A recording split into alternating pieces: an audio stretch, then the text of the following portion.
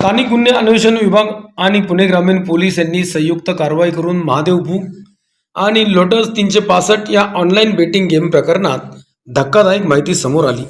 या प्रकरणातील फरार असलेले ऋतिक कोठारी राज भोकरिया यांच्या विरोधात पोलिसांनी लुकआउट नोटीस काढण्यात आली असल्याची अधिकृत माहिती हाती आली आहे। धक्कादायक बाब अशी की 10 ते 12 जणांनी दुबईत जाऊन तेथे काही महिन्यांचे बेटिंग ॲपच्या माध्यमातून ऑनलाईन फसवणुकीचे प्रशिक्षण घेतले होते। त्यानंतर नारायणगाव येथे 4 मजली इमारत भाड्याने घेऊन आपले बस्तान बसवले होते। लोकल क्राईम ब्रँच आणि स्थानिक पोलिसांनी जेव्हा धडक कारवाई केली तेव्हा हा धक्कादायक बाबी समोर आल्या।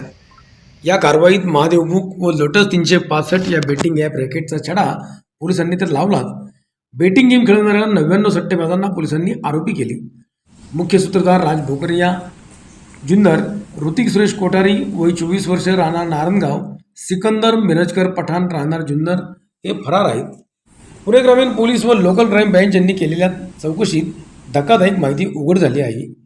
गुन्ह्यातील 10 ते 12 जणांनी दुबईत जाऊन 2 ते 6 महिने राहून बेटिंग ॲपच्या माध्यमातून ऑनलाईन फसवणुकीचे प्रशिक्षण घेतले होते। त्यानंतर नारायणगाव येथे 3 महिन्यापूर्वी बस्तान बसवल्याचे निष्पन्न झाले आहे। ऋतिक व राज यांनी एकत्रित येऊन झटपट पैसा मिळवण्याच्या नादातून महादेव बुक व लोटस 365 बेटिंग ॲप निर्माण केले। या दोन्ही बेटिंग ॲपची माहिती समाज माध्यमांवर प्रसारित केली।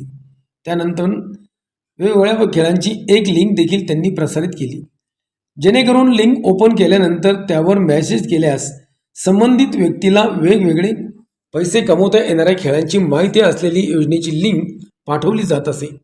त्यानंतर संबंधितांनी लिंक ओपन करून त्यावर मेसेज करताच त्याला वेगवेगळे पैसे कमवणाऱ्या येणाऱ्या खेळाची माहिती असलेली योजनेची लिंक पाठवली जात असे।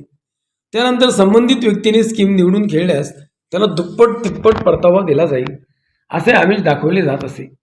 यासाठी ज्याने लिंक ओपन केली त्याच्याकडून बँक खात्यावर पैसे घेऊन आरोपी ते म्युच्युअल खात्यावर पैसे वळवून मूळ बँक खातेदारास कोणताही आर्थिक व्यवहार न समजता आरोपी कोट्यवधी रुपयांची फसवणूक करीत होते। याच कामासाठी नारायणगाव येथे व्हिजन गॅलेक्सी येथे 4 मजली इमारत दरमहा 1,60,000 रुपये भाड्याने घेऊन तब्बल 90 कर्मचारी कामाला ठेवले होते। गेममध्ये जिंकणाऱ्या व हारणाऱ्याची देवाणघेवाण या इमारतीतून होत असे। सुमारे 50 ते 60 लाख रुपयांपेक्षा अधिक रुपयांची बेटिंग येथे होत असल्याचे दिसून आले आहे। आरोपी वेगवेगळ्या बँक खात्यातून ग्राहकांच्या खात्यात मनी लॉन्ड्रिंग सारखा परस्पर वापर करीत असते।